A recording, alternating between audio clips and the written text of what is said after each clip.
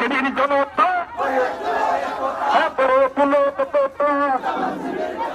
জামাত শিবির জনতা সব দেখেছি বারবার দাঁড়িপাল্লা এইবার সব দেখেছি বারবার দাঁড়িপাল্লা এইবার এসব দেখেছি বারবার ইনশাল্লাহ এইবার ইনশাল্লাহ এইবার দাঁড়িপাল্লা এইবার মাশাআল্লাহ এইবার দাঁড়িপাল্লা এইবার আলহামদুলিল্লাহ এইবার সবাই বলো আমাদের পুরো প্রতীক আছে আরে কোথা প্রতীক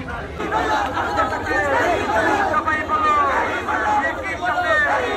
সব দেখেছি বারবার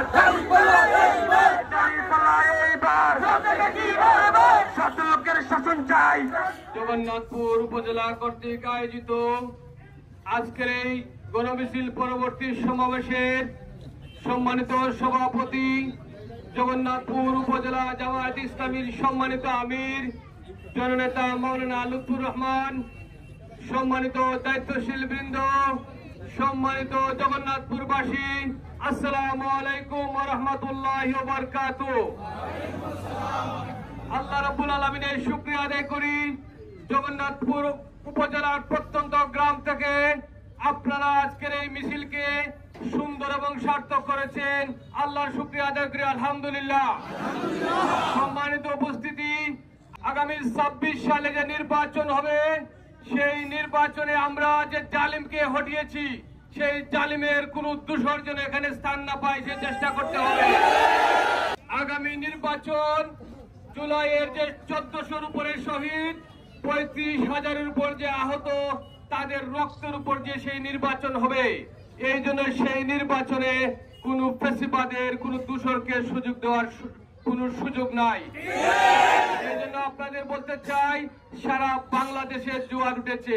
বাংলাদেশ জামায়াত ইসলামী সহ 8 দলের যে জোট হয়েছে সেই জোটের প্রার্থী হিসাবে এই আসনে বাংলাদেশ জামায়াত ইসলামীর দাঁড়িপাল্লা নির্বাচন করবে ইনশাআল্লাহ।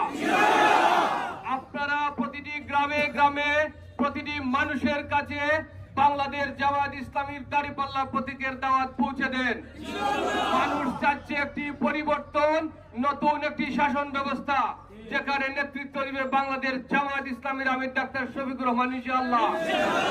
এই জন্য আপনারা কষ্ট করে প্রত্যন্ত গ্রাম থেকে এসেছেন, সুশৃঙ্খল ভাবে মিছিলকে সার্থক এবং সফল করেছেন, আপনাদের সকলের প্রতি কৃতজ্ঞতা জানাই।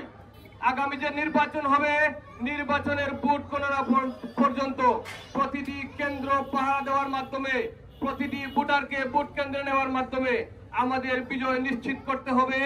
আমরা আগামী নির্বাচনের দিন এভাবে বিজয় মিছিল উদযাপন করব ইনশাআল্লাহ। আল্লাহ রাব্বুল আলামিন আপনাদের সকলকে ভালো রাখুন। বাংলাদেশ জামায়াত ইসলামীকে এদেশের শাসন ব্যবস্থায় কায়েম করার তৌফিক দান করুন। আগামী যে নির্বাচন হবে প্রতিটি প্রান্তরে সুর উঠেছে, এবার শত্রুদের শাসন কায়েম হবে, দাঁড়িপাল্লা বিজয়ী হবে ইনশাআল্লাহ। সম্মানিত উপস্থিতি, আপনাদের সকলের দীর্ঘায়ু কামনা করি, সুস্বাস্থ্য কামনা করি।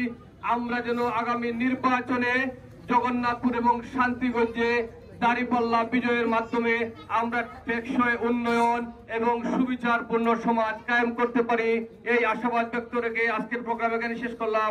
আসসালামু আলাইকুম ওয়া রাহমাতুল্লাহি ওয়া বারাকাতুহু।